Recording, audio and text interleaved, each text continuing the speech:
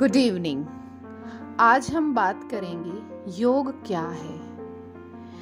योग का अर्थ है भगवान के साथ एकत्व, चाहे यह एकत्व विश्वातीत हो या विश्वगत या व्यक्तिगत हो, अथवा जैसा कि हमारे योग में है, अर्थात श्री अरविंद और माँ के योग की मैं बात कर रही हूँ। एक साथ यह सब तीनों ही हो सकते हैं।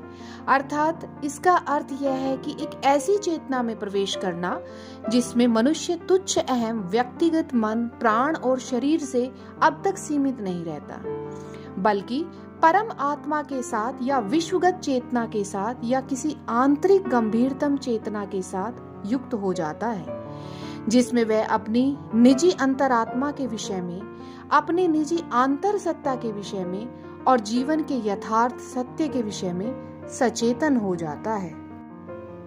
योगी और एक सामान्य मनुष्य में सारा भेद ही यह होता है कि योगी अहम भाव और विभाजन के अंदर और उनके द्वारा कार्य करती हुई निम्न प्रकृति की पूर्ण क्रिया के स्थान पर भगवान और ऐक्य के भीतर और उनके द्वारा कार्य करने वाली उच्च प्रकृति की सर्वांगीण क्रिया को अपने भीतर स्थापित करना चाहता है।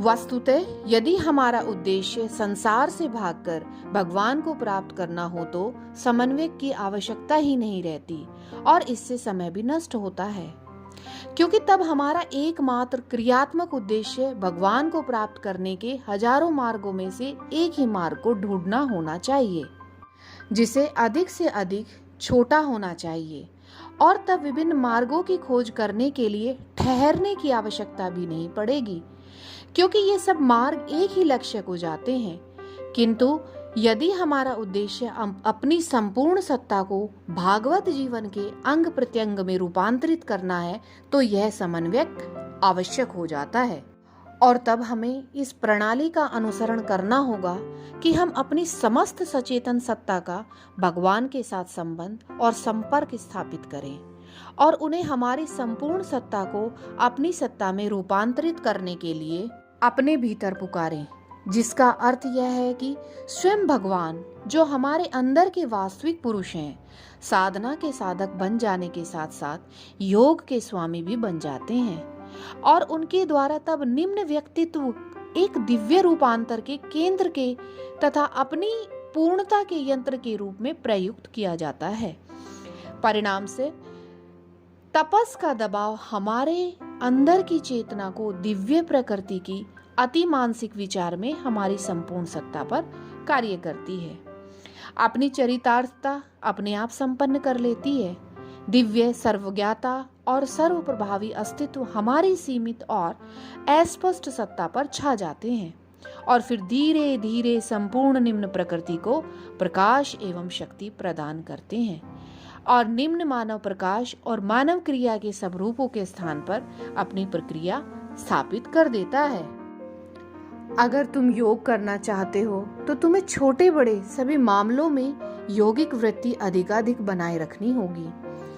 हमारे मार्ग की वृत्ति यह है कि हम बलपूर्वक किसी चीज को दबाकर न रखें, बल्कि कामना के प्रति, विषयों के प्रति अनासक्ति और समता बनाए रखें। बलात् दमन उसी स्तर की चीज है जिस स्तर की मुक्त भोग, दोनों में ही कामना रहती है।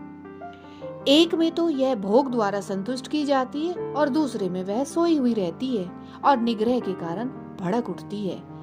व्यक्ति जब पीछे हटकर खड़ा होता है और निम्नतर प्राण की कामनाओं और शोर शराबों को अपना मानने से इनकार करते हुए उनसे अलग हो जाता है तथा चेतना में उनके संबंध में पूर्ण समता और समचित्तता विकसित करता है, तभी निम्नतर प्राण क्रमशः शुद्ध और स्वयं ही स्थिर तथा सम भी हो जाता है।